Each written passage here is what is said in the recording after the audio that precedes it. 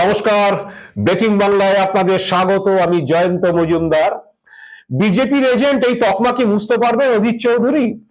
যদি এই তকমা মুছতে না পারেন তাহলে কিন্তু আগামী লোকসভা ভোটে তার জেতা কিন্তু বেশ কঠিন হয়ে পড়বে, এমনটাই মত রাজনৈতিক পর্যবেক্ষকদের। কারণ তৃণমূল অধীর চৌধুরীর বিরুদ্ধে বা অধীর চৌধুরীর গায়ে বিজেপি এজেন্ট তকমা প্রায় লাগিয়ে দিয়েছে এবং তারা বারে বারে বলছে যে অধীর চৌধুরী আসলে বিজেপির হয়ে কাজ করছে তৃণমূলকে দুর্বল করার জন্য।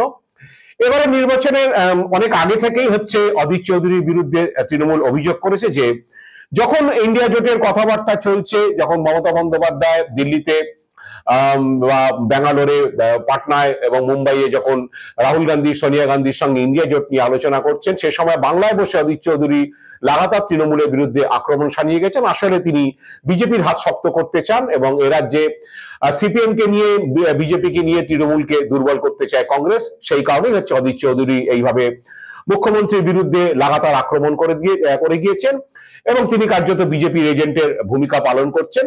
তো বিজেপির এজেন্ট এই তকমাটা অধীর চৌধুরীর গায়ে লাগানোর চেষ্টা করে গেছে তৃণমূল, মানে বুধবার পর্যন্ত একই ধারায় চলছে। তো অধীরবাবু কি সেই এই যে বিজেপি এজেন্ট তকমা মুছে তিনি তার ইমেজ অনুযায়ী তিনি ভোট কুড়িয়ে ভোটে জিততে পারবেন? এই প্রশ্নচিহ্নই এখন দেখা দিয়েছে বহরমপুরে আনাচে কানাচে বা সারা রাজ্য জুড়ে। অনেকে মনে করছেন যে এইটা যদি তিনি বেরিয়ে আসতে না পারেন তাহলে তার পক্ষে জেতা বা লড়াই কিন্তু বেশ কঠিন। বুধবারও অভিষেক বন্দ্যোপাধ্যায় অধীর চৌধুরীকে আক্রমণ করেছেন এবং তিনি অডিও ক্লিপ শুনিয়ে বলেছেন যে অধীর চৌধুরী বলেছেন, কারণ একটি অডিও ক্লিপ আপনারা জানেন যে একটি দুটি অডিও ক্লিপ ভাইরাল হয়েছিল যেখানে তৃণমূল সেটি সমাজ মাধ্যমে ছড়িয়েছিল, যেখানে অধীর চৌধুরীকে বলতে শোনা গিয়েছিল যে তৃণমূলকে ভোট দেওয়া থেকে বিজেপিকে ভোট দেওয়া ভালো, বা তৃণমূলকে ভোট দেওয়ার থেকে বিজেপিকে ভোট দিয়ে জেতানো ভালো। তো অধীর চৌধুরীর বক্তব্য ছিল যে সেই মিটিং এ যে আসলে তৃণমূল বিজেপি একই মুদ্রার এপিটপিট, দুজনের সেটিং আছে, সেক্ষেত্রে তৃণমূলকে ভোট দেওয়ার থেকে বিজেপিকে ভোট দেওয়া ভালো, এরকম একটা কথা তিনি বোঝানোর চেষ্টা করেছিলেন। কিন্তু তৃণমূল যেহেতু অধীর চৌধুরী তৃণমূলকে ভোট দেওয়ার থেকে বিজেপিকে ভোট দেওয়া ভালো, সেই কথাটাতেই দিয়ে অধীর চৌধুরীকে বিজেপির এজেন্ট প্রমাণিত করার চেষ্টা করেছে। বুধবার বহরমপুরে অভিষেক বন্দ্যোপাধ্যায় রোড শো ছিল তৃণমূল প্রার্থী ইউসুফ পাঠানকে নিয়ে। বহরমপুরে রোড শো শেষে তিনি একইভাবে আক্রমণ করেছে যে যখন ইন্ডিয়া জোটের বৈঠক চলছে তখন অধীর চৌধুরী বাংলায় মমতা বন্দ্যোপাধ্যায়কে তীব্র ভাষায় আক্রমণ করে গিয়েছেন এবং তিনি সে ব্যাপারে কংগ্রেসের কেন্দ্রীয় নেতৃত্বকে বলেছিলেন, কিন্তু কেন্দ্রীয় নেতৃত্ব বলেছে যে অধীর চৌধুরী তাদের কথা শুনছে না এবং তিনি বেপরোয়া হয়ে এই ধরনের কথাগুলো বলছেন। এবং একইভাবে তিনি সেই অডিও ক্লিপও শুনিয়েছেন যে অধীর চৌধুরী কিভাবে বিজেপিকে ভোট দেওয়ার কথা বলছেন। তো এটা 19 সাল থেকেই এটা চলছিল, কারণ 19 সালে মমতা বন্দ্যোপাধ্যায় অধীর চৌধুরীর বিরুদ্ধে আক্রমণ করেছিলেন যে বিজেপির বন্ধু বলে এবং বিজেপির সঙ্গে সেটিংস করে তারা নির্বাচনে লড়ছে। তো সেটাকে অস্বীকার করেছিল অধীর চৌধুরী এবং যথারীতি তিনি জিতেও এসেছিলেন।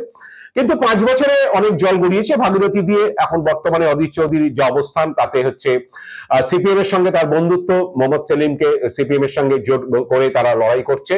কিন্তু বহরমপুরের যে অবস্থান সেখানে দাঁড়িয়ে তৃণমূল অধীর চৌধুরী, আপনারা জানেন যে অধীর চৌধুরী বহরমপুরের যে 7টা বিধানসভা কেন্দ্র, সেখানে একটা বড় অংশের সংখ্যালঘু ভোট রয়েছে এবং অধীর চৌধুরী সংখ্যালঘু ভোট এবং হিন্দু ভোট দুটো ভোটের মধ্যে তার প্রভাব ছিল। তিনি 5বারের 25 বছরের ধরে সাংসদ বহরমপুরে এবং তৃণমূল সেই অধীর চৌধুরীর সংখ্যালঘু ভোট ব্যাংক ভাঙার জন্যই এবার ক্রিকেটার ইউসুফ পাঠানকে প্রার্থী করেছে।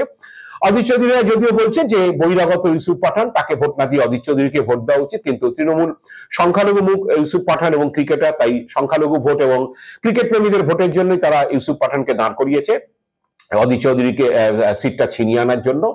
তো এই লড়াইতে বারে বারেই তৃণমূল আক্রমণ করেছে। এবারও মুখ্যমন্ত্রী বহরমপুরের নির্বাচনী সভায় বা অভিষেক বন্দ্যোপাধ্যায় নির্বাচনী সভায় গিয়ে অধীর চৌধুরীকে বিজেপি এজেন্ট বা বিজেপির হাত শক্ত করছেন বা বিজেপির সঙ্গে তলে তলে বোঝাপড়া আছে এই ধরনের আক্রমণ করেছেন এবং সিপিএম বিজেপিকে নিয়ে অধীর চৌধুরীরা বাংলা তৃণমূলকে দুর্বল করতে চায়, এই ধরনের আক্রমণ করেছে। তো শেষমেশ অধীর চৌধুরী সেই তকমাটা না ঝাড়তে পারলে, কারণ তার অবস্থা এখন আগেকার মতো নয়। 5 বছর আগে যে অবস্থান ছিল, 21 সালে বিধানসভাতে কংগ্রেসের অবস্থা খুবই খারাপ হয়েছে। অধীর চৌধুরীর গড় বহরমপুর সেই যে বিধানসভা সেটি বিজেপি জিতেছে তৃণমূল এবং কংগ্রেসের ভোট কাটাকাটিতে, কিন্তু কংগ্রেসের অবস্থা 2021-এর লোকসভা ভোট অনুযায়ী খুবই খারাপ।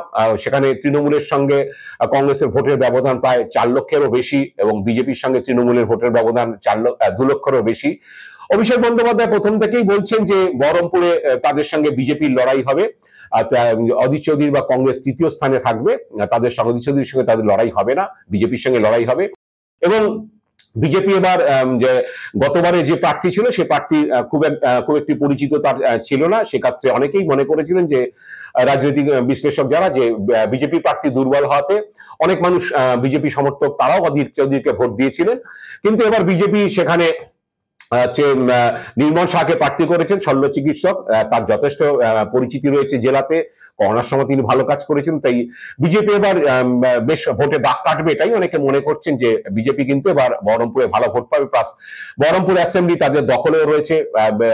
21 সালের বিধানসভাতে যে 7টি যে বিধানসভা, সেখানে 7টি বহরমপুর জিতলো, বাকি 6টি বিধানসভাতে বিজেপি অনেকগুলি জায়গাতেই হচ্ছে দ্বিতীয় স্থানে রয়েছে। সেই অর্থে বিজেপি ভালো অবস্থানেই রয়েছে কংগ্রেসের থেকে, সে কারণে বিজেপি ভালো এবার ভোট পাবে বা তাদের প্রার্থীও ভালো দেওয়া হয়েছে বেছে। সে কারণে অধীর চৌধুরীর লড়াইটা বেশ কঠিন, এবার বিজেপির ভোট তার ঝুলিতে তো আসবে না, সেক্ষেত্রে কংগ্রেস সিপিএম এর ভোট বা তৃণমূলের ভোট ভেঙে তাকে জিততে হবে। তো এই জায়গাটা বড্ড কঠিন হয়ে পড়েছে, কারণ অধীর চৌধুরীর সাংগঠনিক জোর এখন তেমন নেই। এবার বিজেপি তৃণমূল এও অভিযোগ করেছে যে বহরমপুর কেন্দ্রে বিজেপি যে মিটিং করতে এসেছিল বিজেপি নাড্ডা সভাপতি এবং যোগী আদিত্যনাথ, তারা হচ্ছে আগাগোড়া বক্তৃতাতে তৃণমূলকে আক্রমণ করেছে, কিন্তু অধীর চৌধুরীকে আক্রমণ করেনি। তাই এর থেকেই আপনারা বুঝে নিন যে অধীর চৌধুরীর সঙ্গে বিজেপি সেটিং এর কথা, এইভাবেও অধীর চৌধুরীকে আক্রমণ করেছে তৃণমূল। এখন শেষ পর্যন্ত অধীর চৌধুরী যে সংগঠনের অবস্থা, কারণ বহরমপুর অ্যাসেম্বলি আগের বার ভোটে তিনি জিততে পারেননি, কোন অ্যাসেম্বলি কংগ্রেস মুর্শিদাবাদে শূন্য হয়ে গেছে, বহরমপুর লোকসভা কেন্দ্রের 7টি আসন 7টিতেই হচ্ছে একটিও কংগ্রেস জিততে পারেনি। সেই জায়গায় দাঁড়িয়ে অধীর চৌধুরী তৃণমূলের সঙ্গে যা ব্যবধান রয়েছে সেটা ডিঙিয়ে কোথায় আসতে পারবেন, কারণ আপনারা জানেন যে গত 4-5 বছরে অধীর চৌধুরী যাকে যাকে সংগঠনের দায়িত্ব দেওয়া হয়েছিল তারা যেভাবে সংগঠন পরিচালনা করেছে তাতে অনেক কর্মী ক্ষুব্ধ হয়েছিলেন, এবং তারা বিশেষত অধীর চৌধুরীর দ্বিতীয় স্ত্রী তাকে অনেকটাই ক্ষমতা দিয়েছিলেন, এবং তার অনেক হুইপ হচ্ছে সংগঠনের লোকজন মেনে নিতে পারেননি, তারা অনেকেই ছেড়ে বেরিয়ে তৃণমূলে চলে গিয়েছেন। তো সেই কারণে অধীর চৌধুরী সেই সংগঠনের সেই গ্রিপ যেটা 5-10 বছর আগে অধীর চৌধুরী ছিল সেটা এখন আর নেই। তাই বহরমপুরের রবিনহুড এখন অনেকটাই হচ্ছে দুর্বল, অনেকটাই হচ্ছে দুর্বল বলেই তিনি সিপিএম এর হাত ধরেছেন, এবং তিনি চাইছেন যে তার সেই পুরনো ইমেজ ধরেই হচ্ছে জিতে আসার জন্য তিনি লড়াই চালিয়ে যাচ্ছেন, কিন্তু বারে বারেই তাকে এবার ঠক্কর খেতে হয়েছে। বহরমপুর শহরের মতো জায়গায় তাকে গো ব্যাক স্লোগান শুনতে হয়েছে। তাই অবস্থা অধীর চৌধুরী খুব ভালো নয়। প্লাস হচ্ছে তার গায়ে যখন বিজেপির এজেন্ট তকমা লাগিয়ে দিচ্ছে তৃণমূল, সেই তকমা ঝেড়ে ফেলতে না পারলে সংখ্যালঘু ভোটের ক্ষেত্রেও সমস্যা হবে, কারণ সংখ্যালঘুরা মনে করবেন যে অধীর চৌধুরী যতটা না বিজেপিকে আক্রমণ করে তার থেকে বেশি তৃণমূলকে আক্রমণ করে। সংসদে তার ভূমিকা যাই থাকুক না কেন, তিনি যেহেতু বাংলায় বসে তৃণমূলকে আক্রমণ করে, সেক্ষেত্রে সংখ্যালঘু ভোট হচ্ছে তৃণমূল যে অভিযোগ অধীর চৌধুরীর বিরুদ্ধে করছে যে তিনি বিজেপির এজেন্ট হয়ে কাজ করছেন, সেক্ষেত্রে সংখ্যালঘু ভোটারদের মধ্যেও একটা সময় মনে হতে পারে যে অধীর চৌধুরী বোধহয় সত্যি সত্যি তৃণমূল বিরোধী এবং তিনি বোধহয় বিজেপির বিরুদ্ধে আক্রমণ করতে চান না, ঠিক সেক্ষেত্রে সংখ্যালঘু ভোট পাওয়ার ক্ষেত্রেও তার একটা সমস্যা হতে পারে।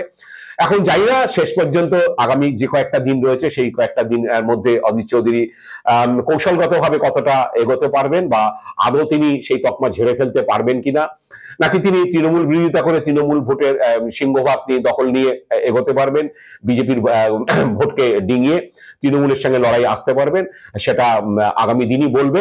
তবে যে তকমা তার লেগে গেছে সে তকমা না মুছতে পারলে তার কিন্তু তার সমূহ বিপদ, এটাই মনে করছেন রাজনৈতিক পর্যবেক্ষকরা। আমরা আগামী দিনের জন্য অপেক্ষায় রয়েছি। আজ এ পর্যন্ত। আপনারা ভালো থাকবেন, সুস্থ থাকবেন। নমস্কার।